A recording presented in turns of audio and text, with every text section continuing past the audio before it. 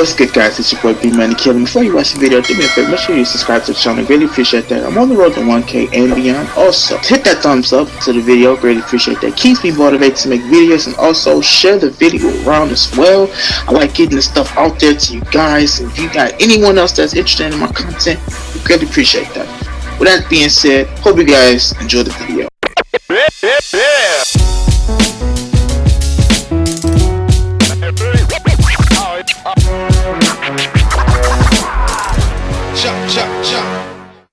What's good, killers? It's your boy BmanDaKilla, back with another video for you guys. So, got some more information in regards to some PS5 shit. You know what I'm saying? I saw it on Twitter, went to the article, wanted to talk about it, give my thoughts, and share some information with you guys too. So, as you see on the screen, it says Sony confirms PlayStation 5 named holiday 2020 release dates.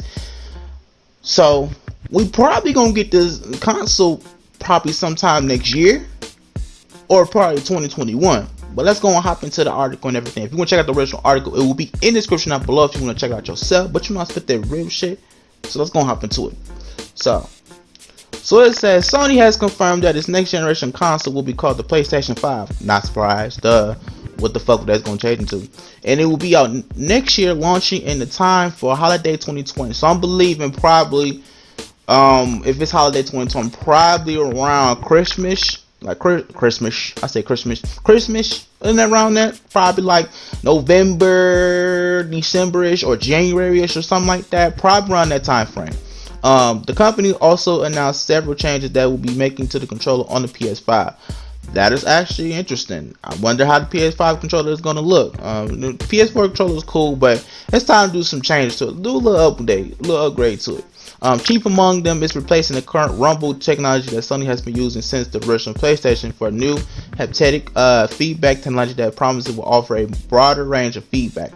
The other big change that Sony is talking about today is a technology called the adaptive triggers, which will go into primary R2L2 triggers on the PS5 controller. According to Sony, developers will be able to program the resistance of the triggers, giving an example that you'll be able to feel the increased tension as you draw back a bolt or forced to push down with extra pressure if you're driving through a rough terrain.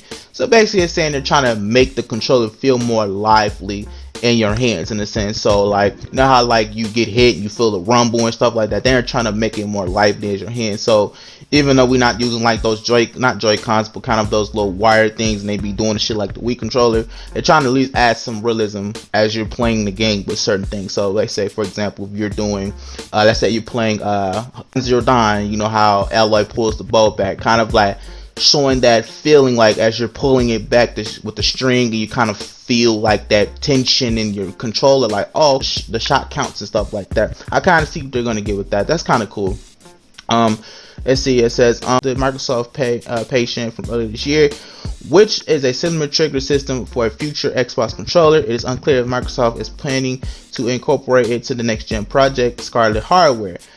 Oh yeah, because I did hear that Sony and Microsoft might be doing a little project together. So I don't know if this has something to do with that, or having a something to do along the lines with that. But let's keep going. Wired got a hands-on preview with the prototype PS5 controller, which it notes look as awful like a PS4 DualShock 4, although Sony isn't confirming if it's called the PS5 DualShock 5 just yet.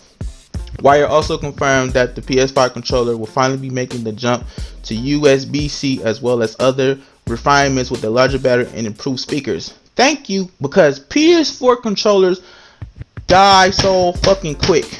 They really do. I would charge that bitch in like an hour or so. I'll put the settings on low, and I will only probably like 2 hours playing time off the controller. Even with all the settings on low, sleep timer on 10 minutes, if it's on after a certain amount of time, like, it kept dying so quick, and I always have to recharge. So I'm glad that they fixing that, and they hear feedback about that, and trying to improve on that, and improve speakers, because speakers, they're okay, but you gotta kind of up the ante on that, man. In an interview with Wire, Sony Interactive Entertainment CEO Jim Ryan and the PS5 system architect Mark Cerny gave some additional details about the upcoming hardware. There is a ray tracing acceleration in the GPU hardware, Cerny says, clarifying that the company's original announcement of ray tracing support and allaying concerns that Sony might resort to software tricks to manage it. The Wire interview also confirms that the PS5 will also be a standard 100 gigabytes Blu-ray disc. Sony has previously confirmed that the console will offer a disc drive, but all games will have to be installed into the internal SSD this time around. Okay, at this point, why won't you just make a console that's a terabyte drive? What is the problem? Why everything gotta be 100 gigabytes or 500 gigabytes? Just make a console that's a terabyte drive. You've done it before with the later upgrades with the PS4 Pro and all that. But come on, man, we're at the point that they should be mandatory now. Make them a terabyte. You know what I'm saying? Like, it shouldn't be that hard, okay? The super fast SSD is the biggest update that Sony is showing off. It says that the installation requirement is due to the speed difference between the optical drive and the internal solid state one. Sony does promise that the SSD improvements as to how it reads and data means that the games will be able to take up less space though, which should help soften the blow of mandatory installation requirements. Sony will also let developers break up the installation of their games, say by installing just the multiplayer components or just the single player campaign for the PS5. Also new to PS5 is a completely revamped user interface. This will show off far more detailed social features on the home screen. Sony promises that you'll be able to see and launch directly into specific features of a game, like a single player level or multiplayer match directly from the home screen, instead of having to launch the game and have to navigate it.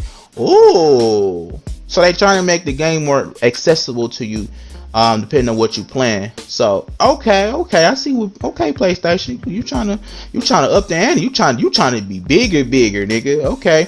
All this information joins the existing details that Sony has already revealed earlier this year, like the 8-core CPU, which is based on the AMD 3rd Gen Ryzen line, and custom GPU based on AMD Radeon Navi hardware, 3D audio that supports the 8K gaming as well as 4K gaming and 120 Hz. It's much lower power consumption option. PS4 back with and that is ultra fast SSD. Okay, that is good, because that was my concern, and I think I did cover that a while back when they first announced it, but that's good. A lot of people are still buying the PS4, not just PS4 but PS4 Pro, because PS4 came out 2013 and then they did the mid-gen upgrade 2016. I myself just bought a PS4 Pro just this year, and I enjoy it. So it's like, okay, when I eventually want to get a PS5, can I play PS4 games on it? And that is good to know, because people are still buying the PS4 console and you already finna drop a new one, even though it's been 7 years since the PS4 itself came out, but you did a mid-gen upgrade 3 years later. So okay, but that's good to know. And I hear that also too, with this system, they're trying to be a little bit more green friendly in a sense, kind of take up a lot of less power, use better materials, stuff like that for the environment, which is good to hear too as well. We don't know, of course, like how many storage Sony will be offering at question, but it becomes more important that with mandatory game installation, what kind of VR options there will be, or what the actual hardware will look like or cost. But with the new holiday 2020 release date, it's likely won't be too long before Sony starts giving some answers for those questions. Okay, so that was the article. Okay, so basically from this, we can get from this article is that they doing some upgrades to the controllers. They're trying to make it a lot more. They're trying to program the controllers to be a lot more lively, so that you can actually feel the strikes. Like if you throw a bow, if you take damage, whatever the case is. They're trying to make it a lot more less power, being a lot more green for the environment, you know, for whatever the case is. Then of course now, and we got a release date, which is holiday 2020, still called PlayStation 5. That's gonna be the official name for it. I don't know why I was trying to make a big secret. We already knew it's gonna be the PS5 and stuff like that. But yeah, that's actually pretty good though. They upping the ante on this and stuff like that. But yeah, man, that's pretty much it. Basically this was just giving confirmation that we will be getting more information, and that we have a kind of a window date of when the PS5 will be coming out. So that's good to know, man. Let me know you guys' thoughts about the article. Anything that stood out to you, anything that you have questions about, let's have a conversation in the comments down below. Let's keep it civil and everything.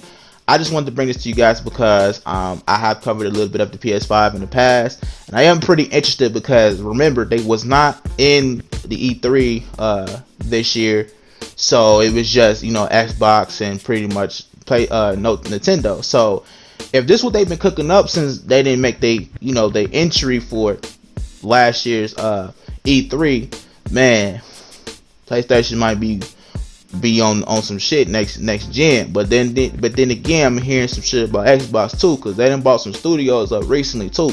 So it might be on they might be on the come up too as well. So but yeah, with that being said, if you guys enjoyed this video, make sure you hit that subscribe button. We're on the road to 1K. Killer gang, you know how the fuck we do, you know what I'm saying?